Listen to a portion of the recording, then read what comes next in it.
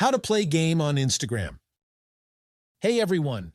In this video tutorial, we're showing you how to play game on Instagram. You can challenge your friends to a quick and addictive game without leaving the app. So to play game on Instagram, first open the Instagram app. Tap on the paper airplane icon at the top right corner of your screen. Once you're in your DMs, select the friend you want to challenge to a game. Tap on the text field at the bottom of the screen to start a new message. Choose emoji to start the game. You can use any emoji to trigger the game.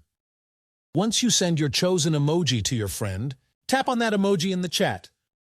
The game screen will launch, transforming your chat into a mini-game arena. The hidden game is actually a classic pong-style challenge.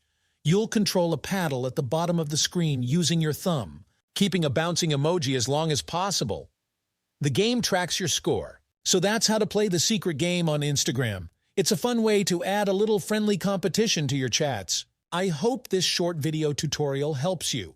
If you have any questions about playing the game on Instagram, feel free to leave them down in the comments below. And of course, do not forget to like this video and subscribe to this channel. It really helps me out. Thanks for watching my video.